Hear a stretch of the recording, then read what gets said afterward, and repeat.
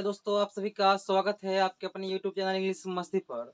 दोस्तों, आज की वीडियो में मैं सिखाने वाला हूँ हिंदी का बहुत ही बेहतरीन चैप्टर है और उस चैप्टर का नाम है भाषा। क्या चैप्टर का नाम है दोस्तों? भाषा। तो आइए हम लोग बिना समय को गवाए हुए क्लास को स्टार्ट करते हैं। तो दोस्तों ध्यान दीजिएगा, भाषा किसे कहते हैं? तो हम लोगों के मन में बहुत सारे विचार आता है, आखिर भाषा होता है क्या? तो यह वीडियो सभी के लिए काफी हेल्पफुल होगा। ध्यान दीजिएगा, भाषा किसे कहते हैं? भाषा वह है जिसके द्वारा हम अपने मन की विचार को दूसरे के सामने प्रकट करते हैं। इसे ही हम लोग क्या कहते हैं? भाषा कहते हैं। जैसे मान लीजिए किसी को बुखार लगा हुआ है या किसी को कुछ तबीयत खराब है, किसी को कुछ खाने का मन करता है, तो वो अपनी मन की बात को दूसरे के सामने बताएगा, तभी ना वो समझेगा। जैसे कि से मान लीजिए मेरे को चाहिए कलम और मैं किसी से कलम मांगूंगा, तो अपनी मन की बात दूसरों को सामने कहेंगे। हालांकि वो भाषा कुछ भी हो सकता है, चाहे मैं हिंदी में बोलूं, चाहे मैं अंग्रेजी में बोलूं, चाहे मैं संस्कृत में बोलूं, चाहे मैं उर्दू में बोलूं, चाहे मैं बांग्ला में बोलूं। तो जिस भाषा में अपनी मन की बात दूसरों को सामने हम रखते हैं, अपनी मन की बात को, उसे हम लोग क्या कहते हैं? भाषा कहते हैं। तो आई होप आप लोग समझ गए होंगे भाषा क्या होता है। अब चलते हैं अगला टॉपिक पर। भाषा कितने प्रकार के होते हैं? तो ध्यान दीजिएगा, भाषा मुख्यतः 3 प्रकार के होता है दोस्तों। पहली वाली हो जाएगी मौखिक भाषा, दूसरी वाली हो जाएगी लिखित भाषा और तीसरी वाली हो जाएगी सांकेतिक भाषा।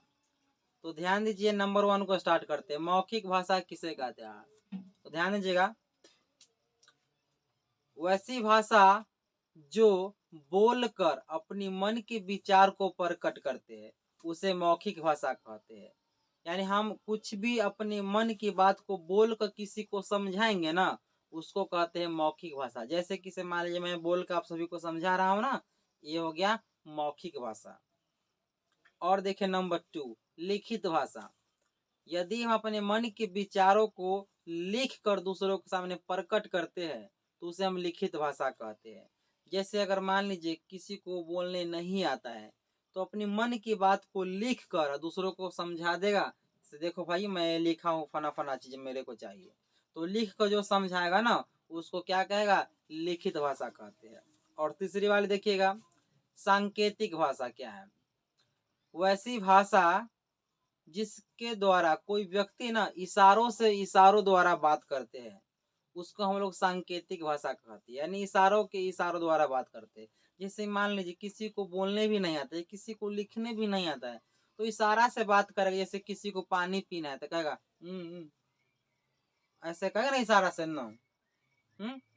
तो इशारा से जो इंसान किसी से बात करता है इशारों इशारों में, उसको हम लोग क्या कहते हैं? सांकेतिक भाषा कहते हैं। आई होप आप लोग यह समझ गए होंगे। अब कुछ खास बातें मैं बता देता हूँ। भारत में, हमारे भारत में ना हिंदी 8वीं से 9वीं सदी के बीच दक्षिण भारत से शुरुआत हुई है। यानी हमारे भारत में हिंदी जो बोली जाती है, 8वीं और 9वीं सदी के बीच इसका हिंदी का विकास हुआ है। यानी 8वीं से 9वीं सदी हिंदी का विकास हुआ, यानी शुरुआत हुआ है दक्षिण भारत से। उसके बाद हमारे भारत में एटलीस्ट यानी लगभग 5000 भाषाएं बोली जाती है दोस्तों। आई होप आप लोग को यह वीडियो बहुत काफ़ी अच्छा लगा होगा और काफ़ी जानकारी भी मिली होगी इस वीडियो के द्वारा। दोस्तों, भाषा एक बहुत ही शुरुआती चैप्टर है हिंदी का, इसलिए आप लोग इसको खूब शेयर कीजिएगा ताकि नए विद्यार्थी भी इसको सीख सके। और एक मैं बात और बता देता हूँ, हिंदी के पिता जानते हैं कौन है? भारतेंदु हरिश्चंद्र है। तो ये सब जानकारी की चीज़ है, दूसरों को भी शेयर कीजिए ताकि वह सीख जाए। और मैं ऐसे ही आप सभी के लिए वीडियो काफ़ी हेल्पफुल बनाता रहूँ। दोस्तों, आज के लिए इतना ही, फिर मिलते हैं अगले वीडियो में। So thanks for watching this video and have a nice day. Bye bye, take care all of you guys, love you. जय हिंद, जय भारत।